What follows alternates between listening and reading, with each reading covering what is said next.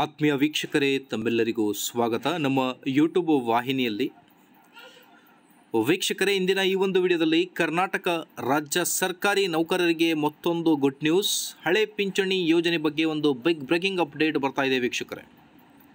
Screen ಮೇಲೆ ದಿನಾಂಕ ಗಮನಿಸ್ತಿರ್ಬೋದು. November 4, 2025 ಬಂದಿರುವ ಮಾಹಿತಿ. ನಿನ್ನೆಯಷ್ಟೇ ಬಂದಿರುವ ಒಂದು ಲೇಟೆಸ್ಟ್ ಅಪ್ಡೇಟ್ ಆಗಿರುತ್ತೆ ವೀಕ್ಷಕರೇ.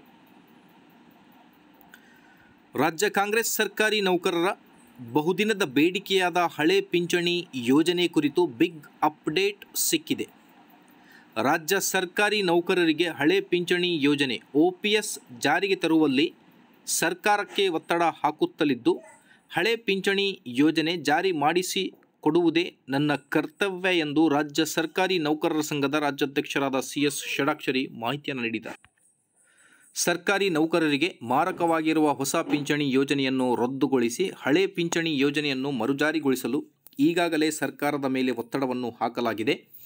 ಹೀಗಾಗಿ ತ್ವರಿತವಾಗಿ ಹಳೆ ಪಿಂಚಣಿ ಯೋಜನೆ ಜಾರಿಗೊಳಿಸಲು ಬದ್ಧವಾಗಿದ್ದೇವೆ ಎಂದು ರಾಜ್ಯ ಸರ್ಕಾರಿ ನೌಕರರ ಸಂಘದ ರಾಜ್ಯಾಧ್ಯಕ್ಷರಾದ CS ಷಡಾಕ್ಷರಿ ತಿಳಿಸಿದ್ದಾರೆ.